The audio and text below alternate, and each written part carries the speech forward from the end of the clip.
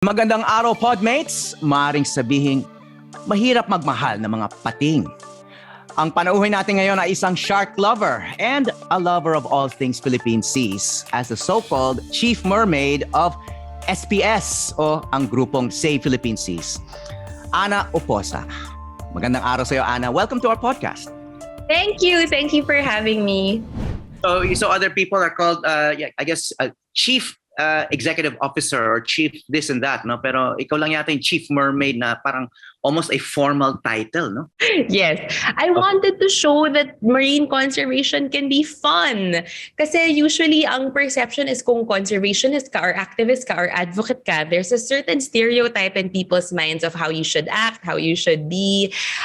Kailangan marine biologist ka. I'm not a marine biologist. I'm not a marine scientist, but I've dedicated my life to protecting the oceans. And when people hear kasi chief mermaid, it creates curiosity and it makes you ask, paano siya naging chief mermaid? Pwede pala yun, natawagin mo yung sarili mo as something else. And what I'm trying to show is, why not?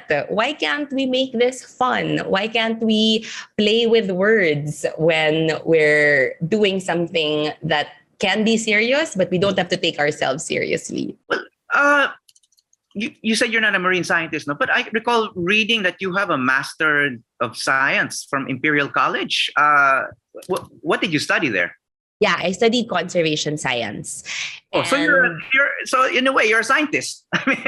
Well, so I don't do like hard science. They call it hard science research. Okay. I'm more, I guess if I had to call myself a scientist, I would say I'm a social scientist because I'm interested in behavior change, in lifestyle, in the community perception, in policy advocacy and policies and developing policies. And the reason why I had to take conservation science was because I actually wanted to take like marine science or marine biology, but I didn't have enough science credits as an English major to be qualified for these.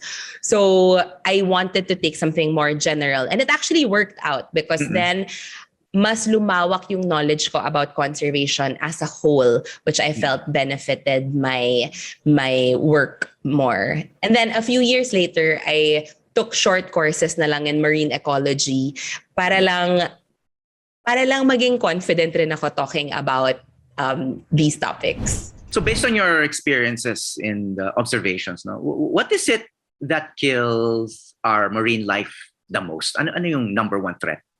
I'm going to give a non-conventional answer and say it's apathy. And from apathy and not caring comes the other issues like illegal wildlife trade, like pollution, like all the other climate change.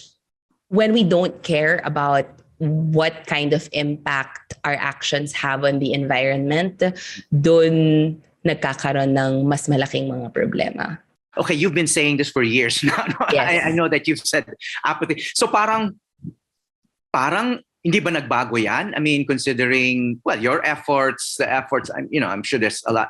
I don't want to expect, no one should expect so much from a single person, no? But yeah, you're not the only one advocating, no?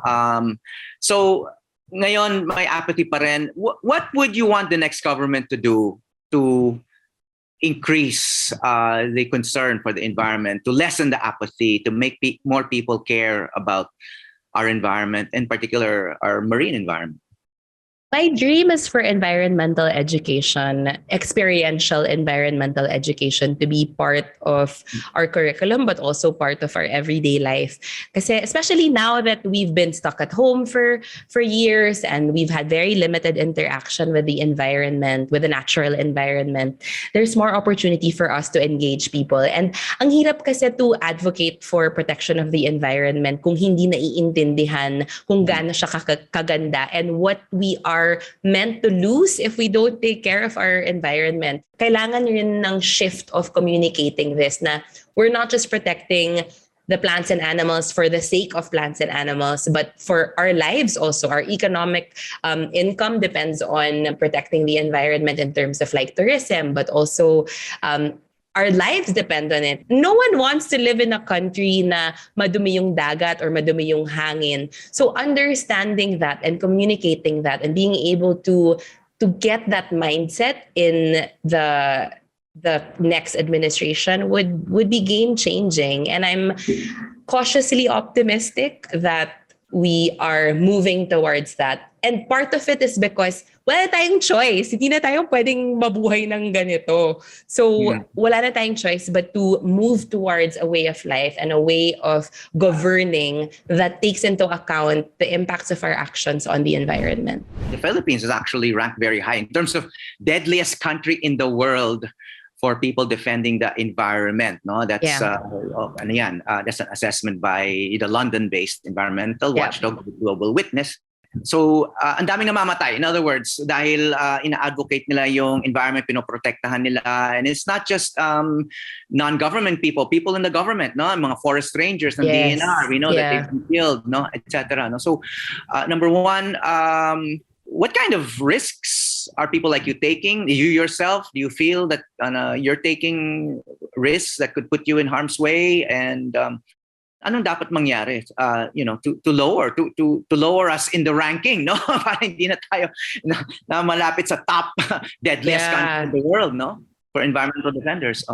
Definitely not something that we can be proud of. And it creates parang if you want to encourage people to go into this movement, tas yun yung maririnig nila, hindi talaga siya nakaka-encourage. I think when I started out, I was very active in illegal wildlife trade, in going against big corporations. And I received also like threats for like libel and more of like court cases. So I moved into work that is, I like to say, more benign, which is environmental education and waste management and shark conservation in terms of like the policy side.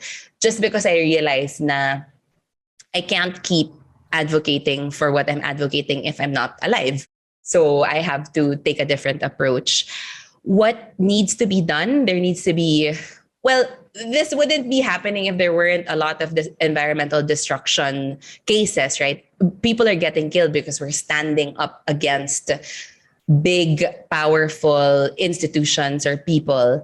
So, we need to do the things that we need to do to address those. And that also includes having the government on our side to make sure that we're protected and understood, and that the government is also doing its job to ensure that the measures are in place to protect the environment.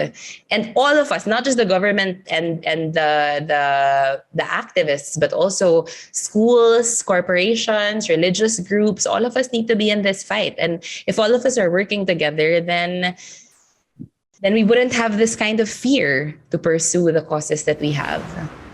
Hi, I'm Howie Severino.